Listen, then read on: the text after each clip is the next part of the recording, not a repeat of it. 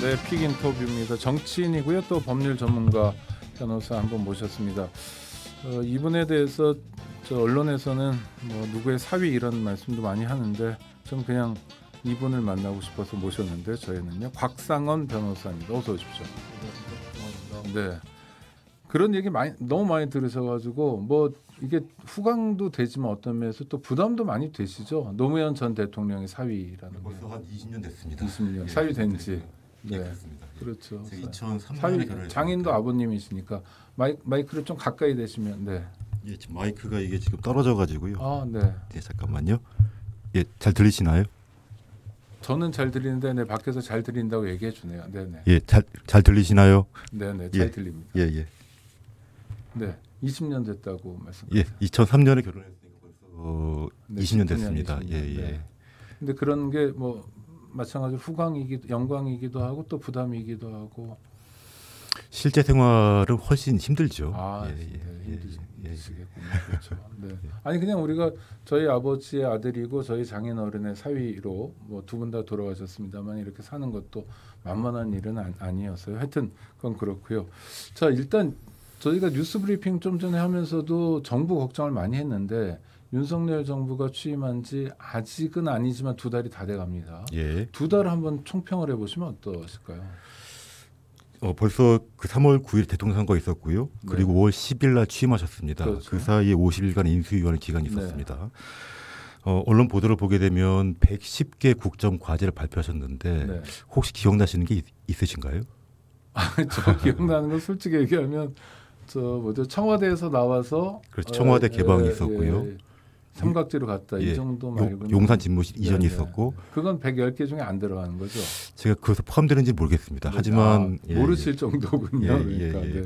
그리고 그것 이외에 검찰 출신의 인사들을 청와대 고위직으로 임명하거나 네. 혹은 각부 장관을 임명을 했죠. 네. 그거 위에는 지금까지 드러난 것이 별로 없는 것 같습니다. 네.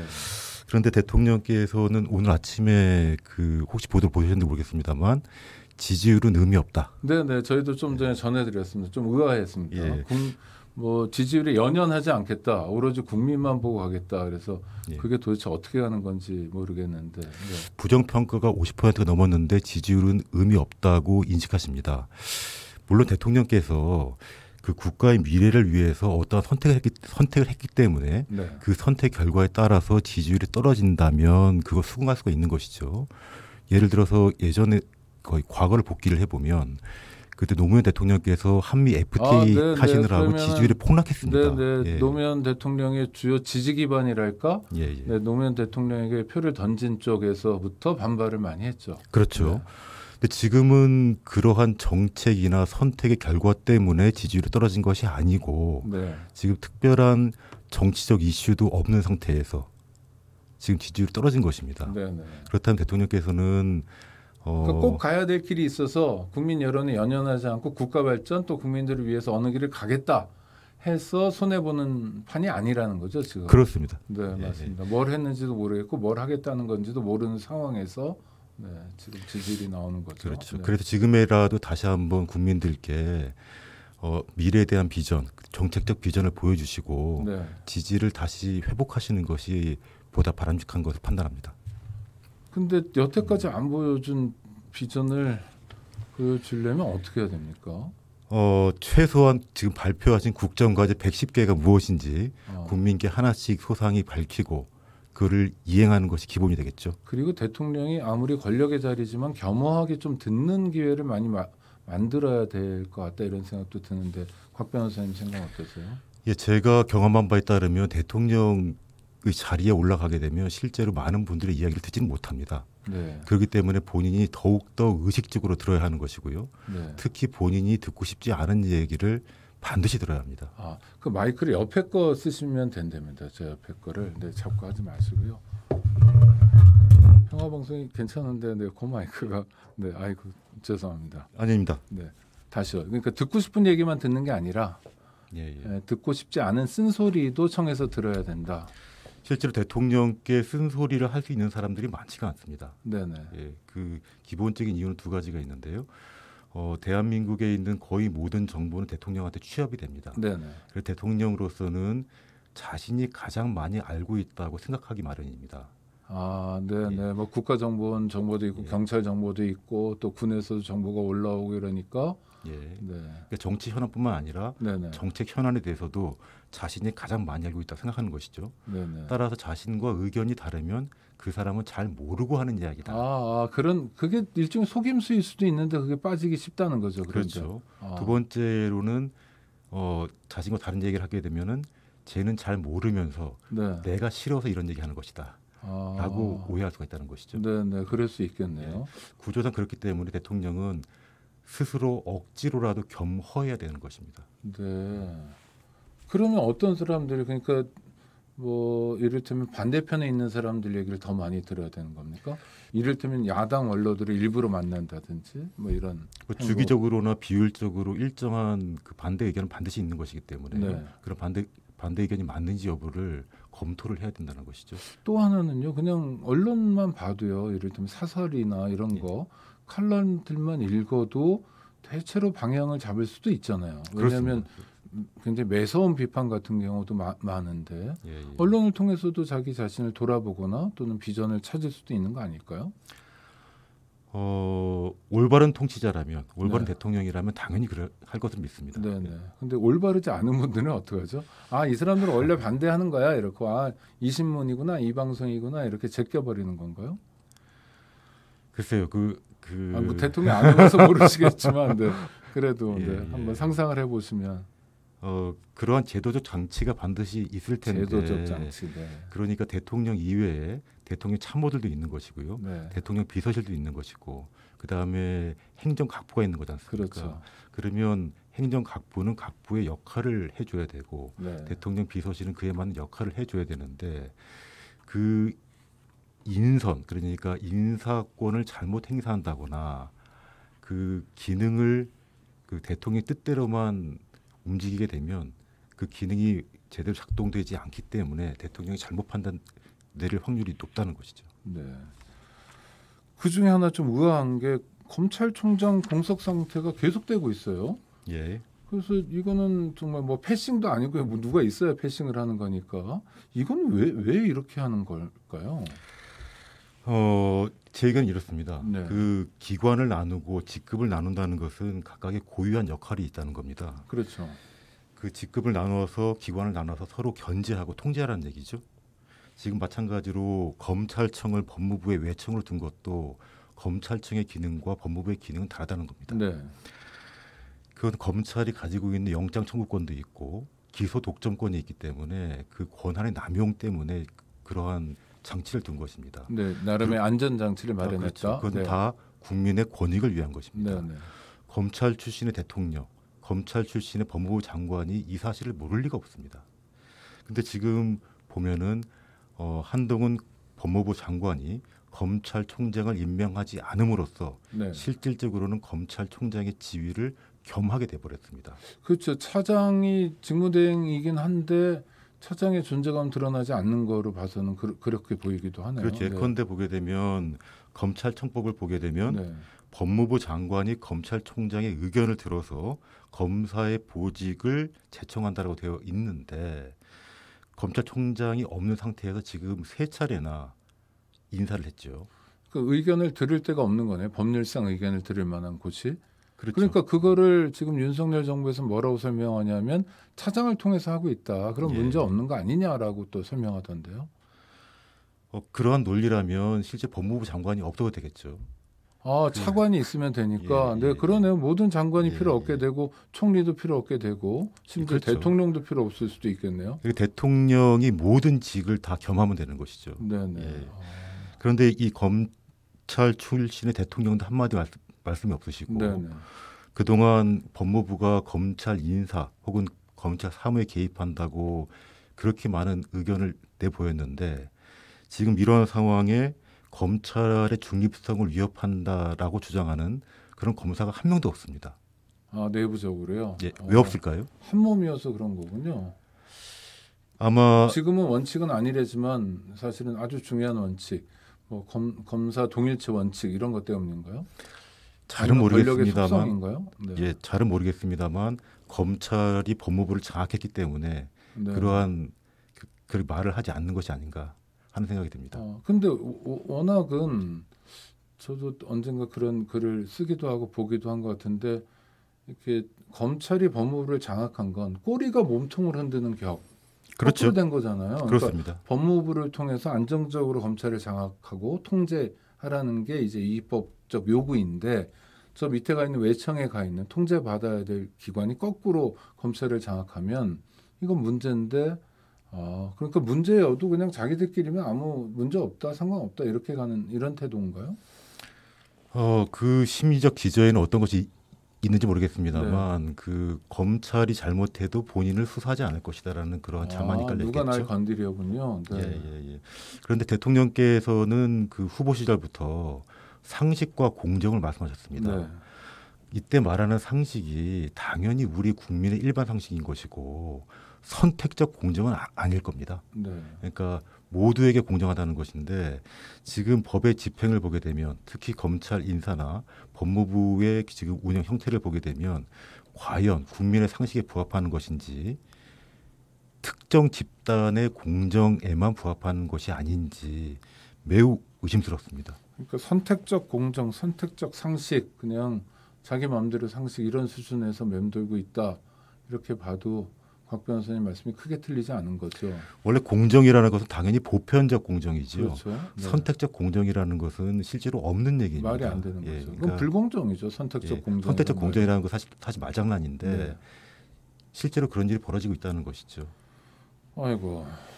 하여튼 뭐 저 부담은 많이 되시지만 그래도 저 전 대통령의 가족이라 하나 여쭤보면 예. 아니 저 좀 의아해서요. 그 지금 문재인 대통령이 이제 대통령직을 그만두고 고향 하여튼 인근에 내려가셔서 사는데 거기 가서 그렇게 요란하다고 그래요. 그런데 이렇게 보면 정말 낯뜨거운 얘기도 많이 하고 그냥 일방적인 혐오도 많고 그런데 이런 자유는 어떻게 봐야 되는 건지. 지금 말씀하신 욕설 시위 말씀하시는 거죠? 아니 뭐 무슨 방송을 하고 이런다며요. 뭐 저 차량 하나 갖다 놓고 뭐 유튜브로. 네. 이런 건 어떻게 봐야 되는 겁니까?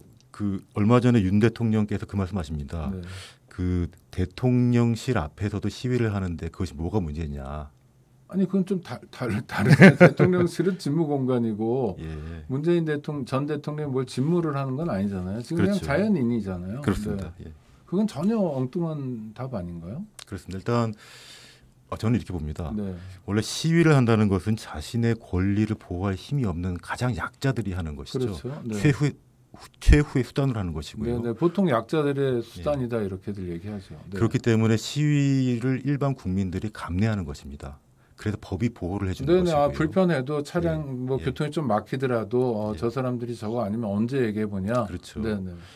그리고 시위에는 목적이 있는 것입니다. 네네. 그러니까 자신의 억울함을 탄원한다든지 내가 더 이상 해결할 수 있는 방법이 없다든지 그럴 때 하는 것이죠. 네네. 그런데 지금 문 전 대통령 그 사저 앞에서 그것도 아주 궁벽한 시골에 있는 곳인데 그곳에서 시위를 할 어떠한 목적이 있는지 모르겠습니다. 전 대통령 앞에서 내가 어떤 목적으로 그것도 욕설까지 섞어서 하는 것이 시위의 정당한 목적이 있는 것인지 그것도 사실은 의심스럽다는 것이죠. 주로 구호는 하여튼 뭐 혐오하는 말 저주하고 감옥에 가라 뭐 이런 악담을 하는 게 목적인 것 같아 보이는데요. 그렇죠. 시위라는 것이 그 자신의 그러니까 타인을 모욕하고 협박하기 위해서 그러한 목적으로 수행돼서는 안 되는 것입니다. 그러니까 처음부터 목적의 정당성이 없는 것이죠.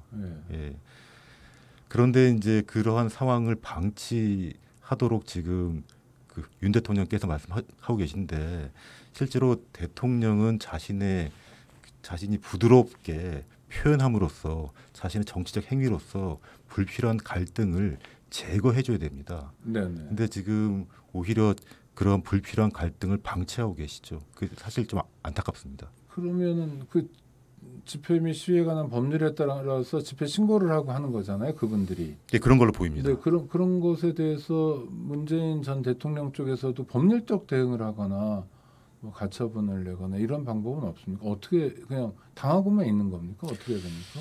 저도 구체적인 상황까지는 잘 모르겠습니다만 아마 법률적인 문제가 있다면 가처분을 신청할 수도 있을 겁니다. 네. 하지만 그 전 문재인 대통령이라는 대통령도 게 전 좀 대통령이고 네, 부담스러운. 예, 아니 어차피 그 정치인 중 한 명입니다. 네네. 예, 그럼 정치적 불편은 스스로 감내할 필요는 있어 보입니다. 아니 본인이 정치적 불편을 감내하는 것하고 갑자기 이사 갔는데 이웃들이 또 그 동네는 어르신들이 많이 사는데 그 어르신들이 뭐 불편을 감내하는 것하고는 전혀 별개잖아요. 그렇습니다. 그러니까 그렇습니다. 예. 내가 뭐 좀 참는다 이를테면 뭐 수인 의무 참아야 될 의무가 예. 전직 대통령에게 있는지 모르지만 그런 그 자세로 물론입니다. 참는다고 하더라도 주변 사람들도 참아야 되나요? 주변 분들이 참을 이유는 전혀 없죠. 네. 특히 이 집시법, 그러니까 집회 및 시위에 관한 법률 요건에 맞지 않으면 좀 전에 말씀드렸습니다만 시위하는 목적 자체가 정당하지 않기 때문에 그리고 거기 나오는 발언 자체가 그 특정인으로 보이는 문재인 전 대통령에게 모욕을 주기 위한 것이 거의 대부분이라는 거지 않습니까? 그러면 시위를 중단시켜야죠. 네. 그러니까 그러기 위해서 법률이 존재하는 것 같아요. 그렇습니다. 네. 예. 근데 지금 뭐 2달 다 되도록 제대로 작동하지 않는 것 같고 또 하나는 자, 문재인 전 대통령이 그 자택 앞에 시위 때문에 괴롭다 힘들다. 그러니까 우리도 한번 괴롭혀 보겠다 해가지고 윤석열 대통령 자택 앞에서 그러시는 분들이 있는데 이건 어떻게 보세요? 행위가 동일하면 사실은 같은 평가를 받아야 되는 겁니다. 네, 같은 평가를 받아야죠. 누구한테 하는 거. 그렇습니다. 예, 예. 저는 우리 사회가 이렇게 갈등을 이런 식으로 풀어가는 건 좀 아닌 것 같고요. 너무 한국 수준에 안 맞는 것 같고. 갈등을 풀어나가는 방식이 법적인 방식도 있지만 네, 그 정치적인 방식도 있는 것이고요. 네, 대통령께서 직접 그 부드러운 언어로 네. 평화적 해결이 충분히 가능한데 불필요한 긴장 관계를 만드는 것 같습니다. 아, 윤석열 대통령의 대통령 집무실 앞에서도 데모하는데 뭐가 문제냐 발언 이후에 나온 반작용이기 때문에 그렇습니다. 네, 윤석열 대통령의 책임이 만만치 않다. 현직 대통령은 저는 책임이 있다고 생각합니다. 그런 면에서 예. 활동을 좀 좁혀주고 줄여주고 예. 전직 대통령에 대해서 특별한 예우를 하는 것도 중요하지만 좀 평온한 삶을 사는 것도 중요한 것 같고 이분도 5년 있으면 전직 대통령이 되실 분이어서 중요한데 이런 면에서 좀 놓치고 있는 것 같고 지금 특별한 예우를 바라는 것이 아니라 일반 시민의 권리를 요구하는 것이니까요. 네네. 네, 그러니까요. 예. 그래서 문제가 잘 풀려야 될 텐데 잘 풀어내기 위해서는 일단 윤석열 대통령부터 조금 태도 같은 걸 바꾸는 게 좋겠다 이런 말씀이신가요? 아무래도 법 집행자들은 네. 대통령의 말을 들을 수밖에 없기 때문에 그렇습니다. 네. 경찰이나 뭐 이런 분들을 예, 생각하시는 그렇습니다. 예. 거죠. 자, 모신 김에 또 하여튼 우리 살림살이도 좀 묻고 싶은데요. 지금 공공요금이 계속 오르고 있어서 이게 기본요금이어가지고 사람들이 걱정이 많습니다. 예, 예. 특히 전기요금이 그런데 전기요금을 이렇게 올리면 되는 건가요? 아니면 뭔가 또 살펴볼 면이 있을까요? 전기요금이요. 네. 전기요금은 제가 지난 8년간 누진제 전기요금 소송을 해오고 있어가지고요. 네, 그래서 여쭤보는 아주 잘 알고 있습니다. 네, 그래서 여쭤보는 겁니다. 네. 예. 이게 그 전기요금에 대한 얘기만 하려면 사실 1시간 넘게도 할 수가 있는데요. 네. 근데 저희 시간은 그렇게 많지 않아요. 시간이 많지가 한 않으니까. 3분 정도 남았어요. 3분 정도요? 네. 아이고. 네. 지금 정부에서 그런 얘기를 하고 있죠. 탈원전 때문에 전기요금 원가가 올라갔고 네. 그래 전기요금 올려야 한다라는 근데 거죠. 문재인 정부 때문에 어쩔 수 없이 전기요금을 올린다라는 말이죠. 예. 네. 사실 전기요금 문제는 지금 정부뿐만 아니라 과거 정부에서도 공히 문제됐던 겁니다. 네. 근데 문재인 정부에서도 해결을 못했고요. 그거 지금까지 넘어온 것입니다. 근데 지금 전기요금 올리겠다는 것이죠. 물론 전기요금 상승 요인이 있으면 당연히 올려야 됩니다. 네. 그런데 지금 실제로 전기요금 상승 요인이 있는지부터가 불분명합니다. 아, 그렇습니까? 예. 두 가지 일단 뭐 한전이 적자가 많다 뭐 이런 얘기도 하고 그러는데요. 네, 예. 말씀하시죠. 일단 기본적인 논리 구조는 이래요. 네. 원자력 발전이 가장 저렴한 전력 공급원이다. 그런데 원전 폐지를 하게 되면 전기요금 원가가 올라간다. 네. 따라서 한전이 적자가 된다. 그래서 전기요금 인상이 필요하다. 대충 이런 논리거든요. 지금 윤석열 정부 논리죠. 예. 이게 그냥 그럴 듯해 보이는데 실제로는 다릅니다. 하나씩 보면요. 네. 원전이 가장 저렴한 전력 공급원인 건 맞습니다. 네. 하지만 그때 가장 저렴한이라고 할 때 그때 비용은 사회적 위험 비용이라든지 원전 폐기물 처리 비용은 포함되지 않은 것입니다. 그렇죠. 후손들에게 어떤 비용을 물릴지 그게 목숨인지 뭔지 모르는 거기 때문에 네 맞습니다. 단순한 그냥 네. 생산 전력당 비용을 얘기를 하는 것이죠. 네네. 무책임한 발언이죠. 예. 그런 발언은. 두 번째로 전기요금 원가가 상승해서 한전 적자다. 네. 그것도 참 의문인데요. 한전이 적자인 건 맞죠? 한전이 적자인지 여부가 사실은 불분명합니다. 그렇습니까? 예, 이건 그렇습니다. 원천적인 문제인데요. 예, 예, 네. 예. 조금 더 구체적으로 보면요. 네. 일반 기업, 일반 회사, 일반 상점들은 전부 다 제품 생산 원가 혹은 인건비 등의 비용이 매출액을 상회하게 되면은 적자로 인식하죠. 네네. 예, 예. 근데 한전 일반 기업과 다른 방식으로 원가를 인식합니다. 네. 한전이 사용하고 있는 원가라는 언어에는 총괄 원가라는 것이 있는데 이때 말하는 총괄 원가의 항목이 굉장히 많아요. 굉장히 많은데 간략하게 말씀드리게 되면 이 발전 비용만 포함되는 것이 아니고요. 한전의 모든 비용, 인건비는 물론 이 같은 모든 비용이 다 포함되고 거기에는 세금도 포함됩니다. 네. 거기에 더하여 한전이 매년 1조에서 4조 원가를 책정하는 적정 이윤이라는 게 있습니다. 적정 이윤까지 초과해야 아니 적정 이윤을 미리 계산해 가지고 미리 원가로 계산을 합니까? 예, 예, 미리 계산합니다. 신기하네요. 지금까지 늘 그래왔습니다. 네. 예. 두 번째로 그것도 문제인데 제가 지금까지 확인한 바에 따르면 한전은 이 총괄 원가와 관련한 회계 자료를 산업통상자원부 그다음에 전기위원회에 제출을 해야 되는데 네. 지금까지 제출하지 않고 있습니다. 그렇습니까? 예, 그래서 실제로 한전이 적자인지 여부가 불분명합니다. 아니 이건 기본적인 문제잖아요. 한전이 기본적인 무슨 사용 기업도 아니고요. 사용 기업도 사실 그렇게 못할 것 같은데 이사회나 이런 데서요. 여기는 국영 기업이고 한전은 다른 어떤 기업보다도 사실 국민 생활에서 기본 중에 기본이 되는 기업인데도 실제로 그렇습니다. 소송 과정에서 한 번도 제출한 적이 없고요. 네네. 실제 제출된 바가 없다고 합니다. 그다음에 전기요금 상승이 필요해도 네. 모든 전기 소비자들에게 균등하게 상승 비율에 맞게 부담이 돼야겠죠. 그렇죠. 쓰는 예. 만큼 더 내게 예. 한다거나 뭐 이런 방식이 예. 되겠죠. 그런데 지금 전기요금 체계는 용도별 요금 체계입니다. 네. 그러니까 그 산업용인지 일반용인지 주택용인지에 따라서 전기요금이 다릅니다. 그러니까 그것도 좀 희한해요. 예. 네. 그 중에서 주택용이 제일 비쌉니다. 그러니까요. 자, 그러면 전기요금을 올리면 누가 제일 피해를 보겠습니까? 보통 소비자들 주택- 가계 예. 부담이 커지는 예, 거죠. 주택용이 가장 큰 피해를 봅니다. 네. 그런데 주택용 요금은 또 게다가 누진 요금제로 돼 있어요. 네. 그러니까 제가 소송 처음 할 때는 총 6단계였는데 소송 진행 과정에서 한 4년 전쯤에 3단계로 바꿨습니다. 단계가 하나씩 올라가게 되면 요금이 폭증하는 구조예요. 네. 근데 그런 사람이라는 것은 집에 하루 종일 있어도 24시간이나 한계가 있고 사람이 아무리 많이 살아도 한 집의 구성원은 동일하다는 그런 특징이 있는데 네. 단계를 두었다는 거예요. 주택용 요금에 누진제를 두었기 때문에 주택용이 가장 큰 피해를 받고 누진 요금 때문에 제일 큰 피해를 받는 것은 일반 보통 국민입니다. 통계적으로 보게 되면 어떤 게 있냐면요. 그러니까 전기요금 인상에 따라서 가장 큰 피해를 보는 계층이 가처분 소득이 가장 낮은 계층입니다. 가난할수록 전기요금 때문에 더 많은 피해를 본다. 그렇습니다. 아주 심각한 문제인데요. 예. 지금 뭐 끝날 시간이 사실은 지나서 마무리를 해야 되겠는데 예. 전기요금 얘기는 또 청취자 여러분 저희가 여름에 특히 전기 때문에 고민 많이 하고 더워서 에어컨 키기도 어려운 집도 많은데 저희도 다 그렇게 사는데 한 번 더 모시고 얘기를 들어야 되겠습니다. 언제든지 불러주십시오. 네네. 곽 변호사님 오늘 말씀 감사합니다. 예, 고맙습니다.